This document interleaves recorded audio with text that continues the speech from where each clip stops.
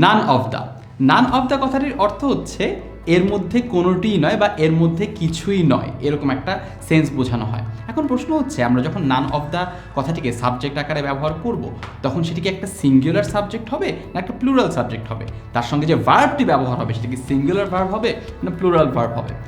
আমরা যদি কিছু এক্সাম্পল দিয়ে দেখাই তাহলে জিনিসটা স্পষ্ট হয়ে যাবে। For example, none of the counterfeit money has been found হবে না হ্যাভ বিন ফাউন্ড হবে? That's the question.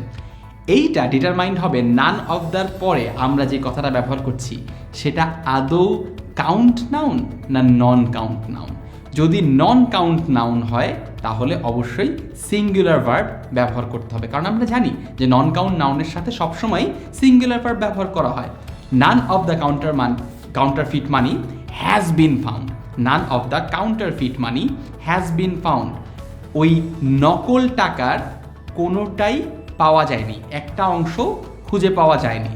এই বাক্যটি দিয়ে যেটা বোঝানো হচ্ছে যে কাউন্টারফিট মানি অনেকগুলো ছিল, অনেকগুলো নকল টাকা ছিল, জাল টাকা ছিল, তার মধ্যে কোনোটাই খুঁজে পাওয়া যায়নি। একটা জিনিস বুঝবেন যে যতই জাল টাকা থাকুক না কেন সেই পুরোটা মিলে কিন্তু একটা নন কাউন্ট নাউন ছিল।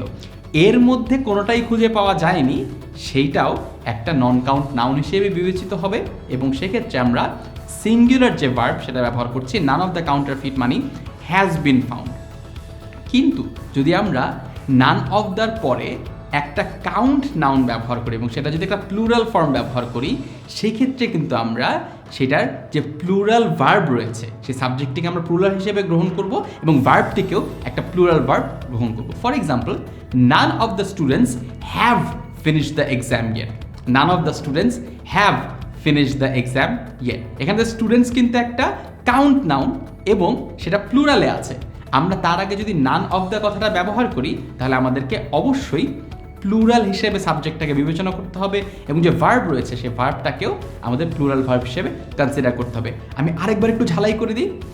নান অফ দ্যার সঙ্গে যদি নন কাউন্ট নাউন ব্যবহৃত হয় তাহলে আমাদেরকে সিঙ্গুলার হিসেবে সেটাকে কনসিডার করতে হবে সেই সাবজেক্টটাকে এবং ভার্বকেও একটা সিঙ্গুলার ভার্ব নিতে হবে। অন্যদিকে নান অফ দ্যার সঙ্গে যদি একটা কাউন্টেবল নাউন থাকে এবং সেটা যদি প্লুরাল কাউন্টেবল নাউন হয় তাহলে অবশ্যই আমাদেরকে প্লুরাল হিসেবে সেটাকে কনসিডার করতে হবে। নো এর ক্ষেত্রে ব্যাপারটা আরেকটু সহজ।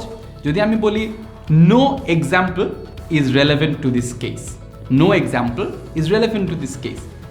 আবার আমি যদি চাই বলতে পারি no examples are relevant to this case.